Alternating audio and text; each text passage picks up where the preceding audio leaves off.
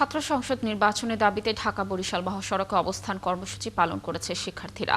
বেলা 12টায় নগরীর নথুল্লাবাদে ৪৫ মিনিট ধরে তারা এই কর্মসূচি পালন করেন। শিক্ষার্থীরা বলেন, ব্রজমোহন কলেজ ছাত্র সংসদ নির্বাচনের জন্য শিক্ষা মন্ত্রণালয়ের অনুমতির জন্য তারা এই কর্মসূচি পালন করছেন। দাবি না মানলে পরবর্তীতে তারা আরও বড় কর্মসূচি দেবে। এ সময় তারা বরিশাল বিশ্ববিদ্যালয় সিন্ডিকেট সভায় বাকসু নাম অনুমোদন সংক্রান্ত সিদ্ধান্তটি বাতিল করার দাবি জানান। কর্মসূচি চলার সময় ওই সড়কে সব ধরনের যান চলাচল বন্ধ ছিল। এতে করে দুর্ভোগের মুখে পড়েন বাস যাত্রীরা।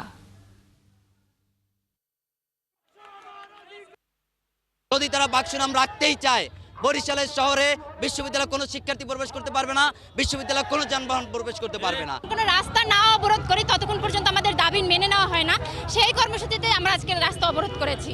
আসছি অনেক দূর থেকে, তো এখানে জামের কারণে আর কি বসে আছি। যে কোনো কিছু রাস্তা গ্যামজাম, তো এটা তো হরানি আমরাও হই।